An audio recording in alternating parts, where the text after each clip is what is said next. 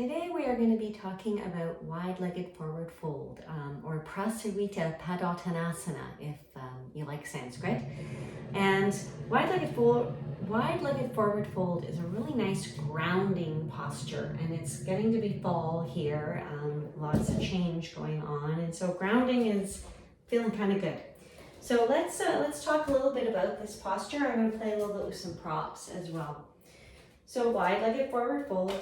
We're gonna take our legs wide. And how wide? Well, that kind of depends on you. You want your pelvis to stay fairly neutral. So as you step wide, if you notice it's starting to tilt forward or tilt back, or you feel tightness maybe in your pelvic floor or up higher up the chain, then maybe consider making it a little bit more narrow. You can play around with that. Our feet are parallel, so the outer edges of the feet are parallel to the mat. We do other poses where we externally rotate the legs, but not in this one. We're parallel, a little bit internally rotated. And the primary movement here in our forward fold is a hinging of the pelvis over the leg bones, so a hinging at the hips. So in other words, the pelvis tilts and the torso comes forward because of that tilt. I'm going to turn sideways.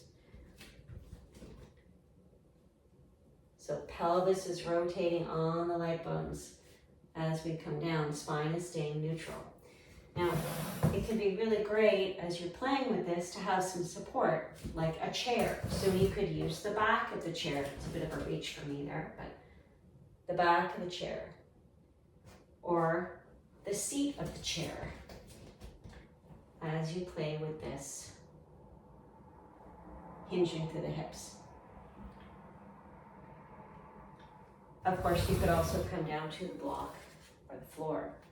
Now I'm going to just bring a different prop in here, though. I'm going to bring this, well, I call it a dowel. It's actually a mop handle, but you might have a dowel or you might have something similar.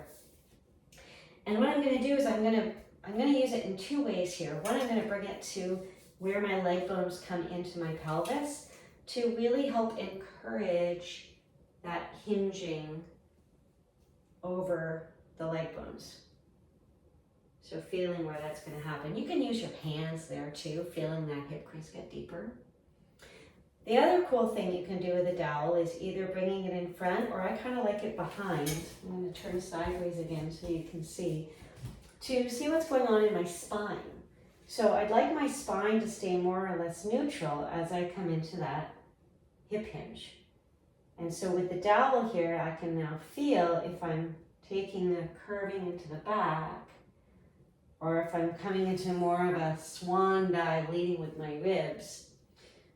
So not that there's anything wrong with either of those movements, but if we really want to encourage this hinging action, we want to encourage this hinging action instead of encouraging movement through the spine.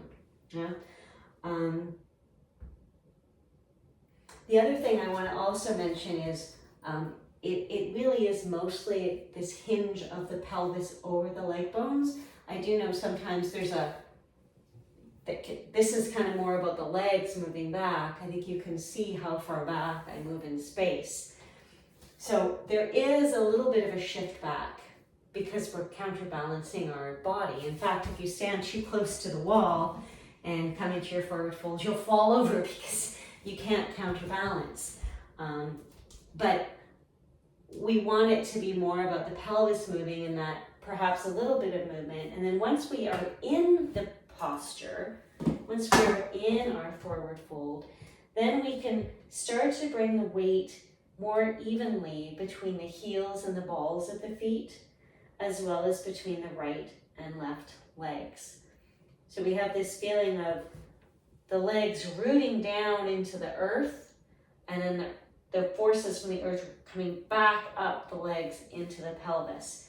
Pelvis is nice and level, and the legs are nice and even. So we're making a nice big triangle here with the legs, and it's more or less equilateral, I guess I would say, right? And I'm just going to use my block here so you can see a little bit better. So now that we're here in our wide-legged forward fold, you might just pause we can also do some other things here. Really common is a twist. So either with the hand here, bring the hand onto the low back, rotate the rib cage towards one side, rotate the rib cage towards the other. Or option also to take the arm across, so rotating, still a rotation. So the things you notice when you're doing this rotation is, where is your torso in space?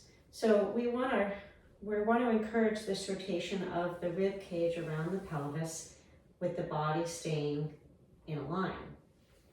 Often what happens as we come into that twist is either the body moves off to the side, so it becomes a bit of a side bend as well as a twist. You can see my torso now is over to one side instead of in the middle. And again, it's not that that's wrong, that's a movement. However, if you are trying to encourage the twisting, you want to be clear, well, am I twisting or am I trying to go for a side bend? Because this is also a variation of bringing that body over towards that leg. So can you do that? Of course you can. But it becomes a question of, what are you trying to nurture or foster? What movement are you trying to do? So if you twist and always do this, are you missing something that, you could do this sometimes and this sometimes, yeah? I digress. The other thing that sometimes happens as we come into that twist, again, if there's some limitation in the twisting, is that instead of just the body coming around, the pelvis comes too, and there becomes this shift over into one side, and that changes the weight. It also changes, you can see that I'm no longer in a steady triangle, I'm in a different kind of triangle altogether. So again, is that bad? Well, I mean, it's okay to shift our hips side to side, right? That's a movement. But again, if we're trying to encourage the rotation of the spine, then letting the pelvis twist as well is not really helping to encourage that. So I have two fun things to play with there. One is to bring back the dowel, and the other is the block. So this time, coming down into that forward fold, bringing the block onto the pelvis, because when the pelvis twists, obviously it becomes uneven and the block can come off. So here we are with the dowel, and as I twist around, here, hang on. Let me have another block so I have a little more support for the spine. And losing the block here, which you might really want, yeah? So we can keep one hand on the block as we rotate around the dowel, yeah, and rotate the other way. And then we can sort of gauge if we're taking that dowel off to the side, it becomes kind of evident, yeah? And if we're letting the pelvis shift, okay, my block didn't fall. But maybe the block would fall. Maybe I need a more slippery block. So those are a couple of things that you can play with when you're twisting in your wide-legged forward fold. And I'll give you one more variation that I like to do sometimes in wide-legged forward fold, which is coming into a side lunge or a skandasana variation. And I'm going to show you this sideways, and then I will show it to you forward as well. So coming into that forward fold, hinging at the hips. I'm going to bring my hands onto the chair this time. And then coming into a side lunge. So we're going to sit the hips back as we bring the weight over to one side. And I'm still trying to keep that pelvis just level. So I'm not trying to tilt one side or the other. And I can come back to the center and sit back and sideways to the other side. So what I'm really cultivating here is a sort of a half squat as opposed to popping the knee forward. As I bring the knee forward, my pelvis is moving out of, it's sort of twisting as well. I'm getting shorter on one side, so I'm coming into a bit of a side bend, side to side. Again, is that bad? No. It's not what I was trying to do though. I was trying to come into a side lunge. So you can come up and down here, or sometimes I like to think about having a bench and just sliding along that bench, staying in that squat, side to side.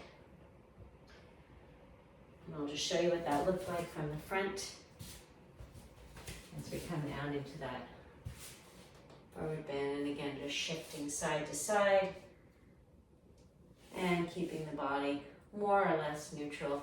If you want to move the block with you, you can. Or leave it in the center, which ends up being a little bit of a side bend, right? Or maybe more work in the shoulders, depending on your body. All right. And come up halfway. So if you do, again, there are lots of variations. I was staying with a fairly neutral spine. I like to have a neutral spine as we come into those twists.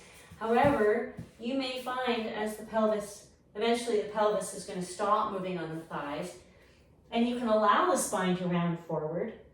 And then there are certainly variations where you can take your ankles or your big toes, where you can walk your hands through the legs, really feeling again the feet on the ground, the center of the heel, the ball of the foot, the base of the baby toe, and feeling that weight even and equal in both sides.